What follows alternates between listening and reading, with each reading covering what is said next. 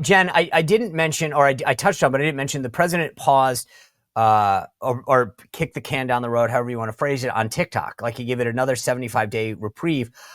I wish that we would just pull the Band-Aid off. Here's the thing. Politically, maybe not the best week to tell a bunch of young kids that we're taking TikTok away.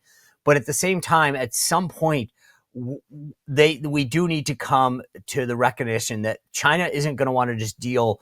They put this in place for a reason, to spy on us, to send us messages, and they're not just going to give it up freely. Right. Yeah. It's one of those things. I think back to 2020 when we were in the height of COVID, and President Trump back then was talking about TikTok and obviously not having government employees on it, getting rid of TikTok.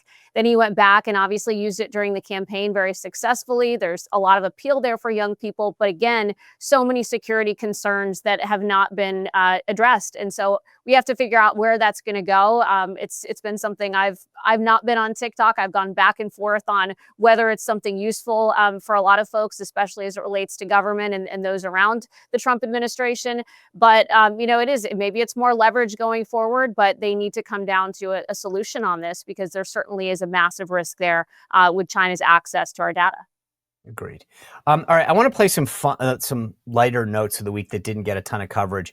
The first one I'll start with is on a lighter note. The president I was greeting the Dodgers. Not that I'm a Dodgers fan, but I want to tell there was something that didn't get a ton of pickup for obvious reasons, but I thought it was funny as heck.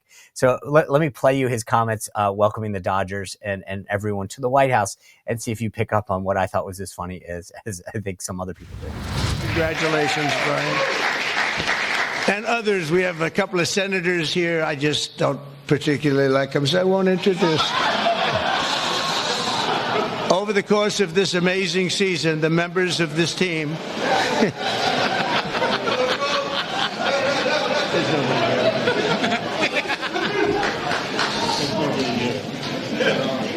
I didn't think it was that big a deal, actually. It's Washington. Over the course of this amazing season. All right. So, I mean, I was like, okay, he was laughing. It was funny. Even the Dodgers thought it was funny. Right. But he literally won't name California senators because, quote, I don't like them. Yeah. What's he supposed to do? Say, oh, I'm so happy to have my good friend Adam Schiff here. Are you kidding me? Of course not. And that's great. And once again, it's quintessential Trump. He doesn't play that game. He doesn't pretend. He doesn't act.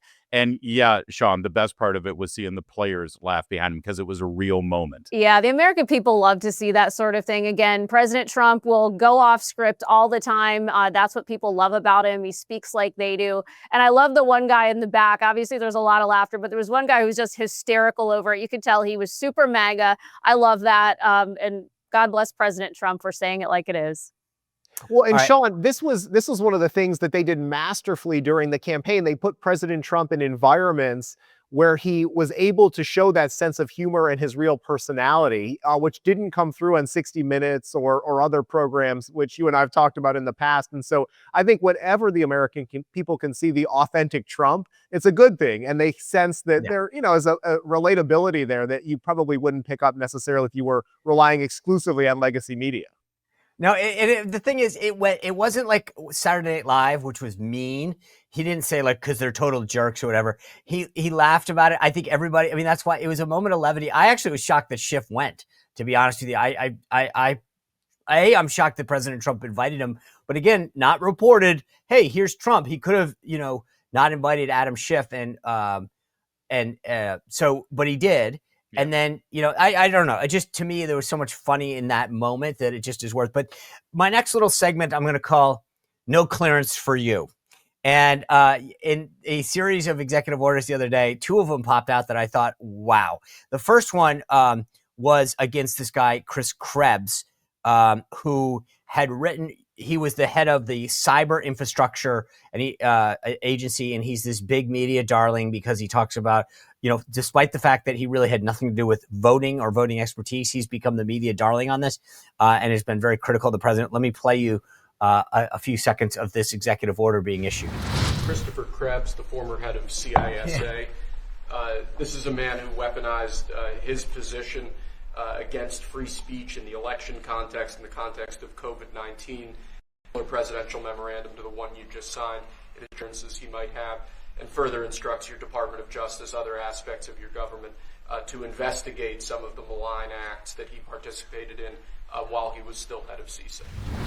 So, look, the thing that I find interesting about this is Trump is not forgetting who screwed him from the first administration. And if I'm Chris Krebs, I mean, kind of having your name thrown around this way, Larry, is not probably the best feeling that you had all week. No, well, listen, he got a pass there for a couple of years and was rewarded because he was a tool for the left and for mainstream media, and he was used, and his so-called expertise was used to silence, censor, and even, in some cases, extreme cases, imprison people for having a different opinion about the election and about COVID-19. And, we Americans, we kind of like our freedom. We like our liberties. We like our ability to speak our mind and express our opinion, even if the Chris Krebs of the world, who I didn't vote for, I don't know if you ever voted for him, even if they disagree. That's kind of the point. And so it's a big deal. This whole forgive and forget, let's move on. It was the fog of war. We were persecuted. We were silenced. We were censored, and many careers were ruined. It's nice to see a little bit, just a teeny bit. He lost his security clearance. Oh, darn. He shouldn't have had it in the first place. Right. Well, he wasn't done there. The next person you may know wanted to be anonymous when he wrote a book and inflated his credentials, and then subsequently came out as a never Trumper his name, Miles Taylor. Let me show you that clip. The next presidential memorandum we have for you relates to Miles Taylor. You may recall that Miles Taylor served in the Department of Homeland Security during your previous administration. In his capacity with the Department of Homeland Security, he leaked classified information. He wrote a book under the pseudonym Anonymous, making outrageous claims both about your administration and about others in it. What this presidential memorandum is going to do, one, it's going to strip any active clearance that he has in light of his past activities involving classified information. It's also going to order the Department of Justice to investigate his activities to see what else might come up in that context, given his egregious behavior during your previous administration. And I had no idea who this guy was. I had no idea. I saw him on CNN, or one of them, I guess CNN, a lot. He'd be on all the time saying that the president is I had no idea. It's like, in this office you have a lot of young people, and they're here. I'll see him for 2 minutes, and I assume he was in the office, but I barely remember him. All right. So, Rob Bluey, the thing that's interesting to me is Miles Taylor traded on a title that really, and quote unquote, making himself create the impression that he actually had access to the president, which by all accounts from people that I've talked to at the Department of Homeland Security, he did not have. He went out, wrote this book, made a ton of money. And what makes this different than the last one that Larry was commenting on with respect to Chris Krebs is the president in that executive order is saying, I'm ordering the Department of Justice to go look at his activities to see if he crossed the line. That's not, that's literally like a proctoral exam when it comes to the government coming to knock on your door. It's great to see, because for far too long, people who have acted in this manner have not been held accountable. And finally, Donald Trump is saying enough is enough. You're going to face consequences for your actions. And I frankly think that this is one of the reasons why the American people have such a low opinion of Washington, D.C., because they recognize that so many people trade on their influence to profit themselves, and they don't ever have to face accountability. And so Trump is saying, finally, let's make sure that these individuals who have done these actions are not only investigated, but held responsible if they did break any laws. And Miles Taylor, I think, is a great place for the president to start on this. We've talked before, Sean, about the difference between retribution and accountability. And I think what Trump is essentially doing is saying that this isn't going to be tolerated. And I hope that in the future, other Republican presidents will follow his example and not just let these people off the hook. That's what's so different this time. There was also another war that the president put to bed this week. And, he didn't get the credit he deserves for ending this war. But let me just show you what I'm talking about. The war that he ended through executive order that he won't ever get the credit he deserves. Play that for me, please. Next up, sir, we have a series of executive orders and a memorandum all relating to deregulation, which has obviously been a major priority of your administration. The first of these is an executive order. The Biden administration launched what you've called a war on showers. They had certain regulations that basically killed the water pressure of showers and other water appliances. You can say it. Go ahead. What are the appliances? I mean, it's everything, sir. It's Sinks and toilets, dishwashers, toilets, sinks. But the shower heads are a There's huge no deal. water. You don't get water. It's ridiculous. So with this executive order, we're effectively going to be reversing that set of regulations to ensure that Americans have choice in the consumer market. If they want a low-flow shower head, they can buy one. If they want a real deal shower head, they should have the ability to get one. They don't. All right. All right, you heard that, So Larry. good. He says they don't It's want that. great. They want to They take a don't real shower. Nobody wants it. Nobody wants it. It's Nobody wants choice is back again. And no, nobody does want that. You're right. I'm now on board with putting Trump's face on Mount Rushmore. Really? Forget about the long, hot, powerful showers I can take now. I don't know about you. My dishwasher has one of these controls, and it's to save water. I end up running the load twice most of the time. How are we saving water here? No. Or they're like, oh, well, just wash the dishes first before you put it in the dishwasher. Think about that for a minute. Wash the dishes first before putting in the dishwasher. How many times This do is you a have to do beautiful that? thing. It is Yeah. a beautiful thing, especially for those of us with long locks. I did wash my hair this morning. I try not to do it more than a couple times a week, but I washed it this morning for the Sean Spicer show. You're welcome, Sean. And I will be so glad to have even higher pressure in my shower because it takes a long time to clean all the soap out of this hair. Rob Bluey, the one last thing that there was another war on was Secretary Kennedy banning or talking about this ban on fluoride in drinking water. And it was funny to me because a couple weeks ago, I think it was Good Morning America on ABC, did a whole story about fluoride in drinking water and basically saying, yeah, it's not really needed. And everyone went nuts on this, saying that, this is such a big deal. The White House put out this response that said, when the New York Times wrote about this, they didn't even acknowledge their own prior reporting that fluoride is the only chemical added to drinking water that does not treat water. It is added to water for medicinal purposes, which clearly we now get through toothpaste, and that most industrialized nations, including much of Europe, do not add fluoride to the water. It's funny how when they report on it, it's no big deal. When Kennedy acts on it, it's a big deal.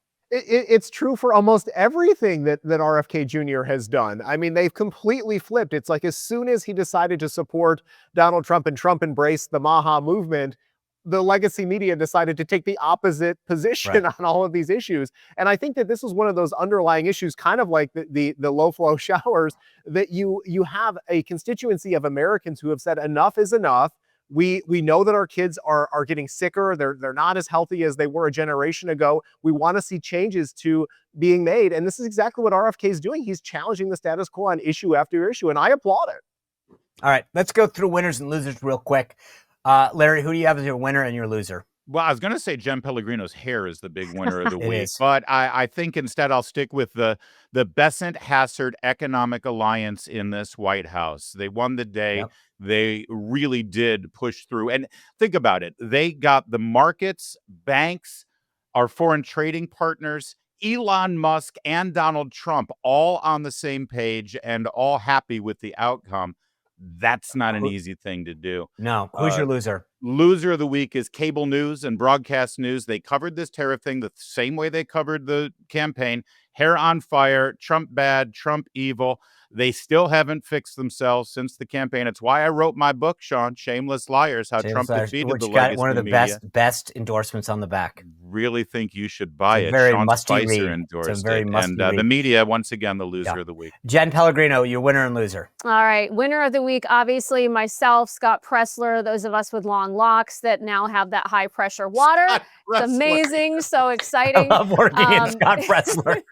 Oh, say a prayer for Scott. You have to. Everybody, even women want his hair, okay? Everybody wants that hair. I know Love you it. do. You do too, Sean. Loser of the week, obviously China. President Trump will continue to hold strong and ultimately make them pay.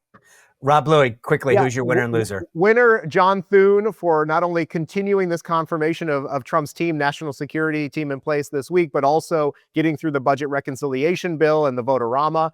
And then loser, I'm going to go with Amy Coney Barrett, who once again sided with the liberals on the Supreme Court in a case that Trump ultimately prevailed on. But I'm concerned that now she's taken a couple of votes against the president. All right, I'm going to start with my loser. I was actually, it was funny, Jen, we flip-flopped on this because I was going to go with China, but I had a backup because everyone always takes mine, and I'm going with what you mentioned. AOC, she's the champion of the progressives, and then she gets photographed sitting in first class, flying around to a Bernie Sanders summit. You can't be more tone deaf than flying around in first class to a Bernie Sanders summit. So she becomes my loser. My winner of the week, I felt very confident that no one was going to get this. So let me just spring you on it. My winner of the week, Danielson. Let me show you. No, I'm not an expert. No, I've listened. You're a black belt. I am a black belt now. I'm just going to start breaking that news. Yes, that finishing up the Cobra Kai season, that's something we went for in a classic Goju-Ryu style, which is a very Miyagi, Okinawan classic style of karate. So it was cool because after the movies, I was like, this kind of hurts getting kicked. I could find something else. Let's take up piano, guitar, tap dancing. All right. So that is Ralph Macchio admitting what the Karate Kid came out in the 1980s. Here we are, decades later, finally Ralph Macchio, Danielson, becoming a black belt in karate, Miyagi style. That is a big deal, and I want to name him my winner of the week for that very reason. Congratulations, Danielson. So who needs a black belt when you got Elizabeth Shue? That's true. Ooh. Well, I don't know that he only had her once, and then she reappeared once in the Cobra Kai as a comeback. But I do. He's like 20 years older than us, Sean. He does. He looks like 20 years younger, though. I did meet him at a DC party years ago. I still have a picture, so I got that going for me. All right, guys. It's been a great week. Thank you guys for joining us. Remember, folks, great weekend exclusive video drops. So make sure you go to YouTube and sign up for the notifications, as well as subscribing. Plus, my latest edition of SeanSpicer.com column is out today. It's free to subscribe, but please do that. And shameless plug, make sure that you get Larry's book that I have endorsed as a musky read. Not a must read, a musky read. Please also consider joining me for my effort to fight and eradicate pancreatic cancer. Go to pancan.seanspicer.com. Sign up if you want to walk with me coming up in a few weeks or just to support the effort. Thanks for being with us. Have a great weekend. We'll see you back here on Monday on The Sean Spicer Show. Well, if you enjoyed this content, make sure to like this video, subscribe, and click the notification bell to get more.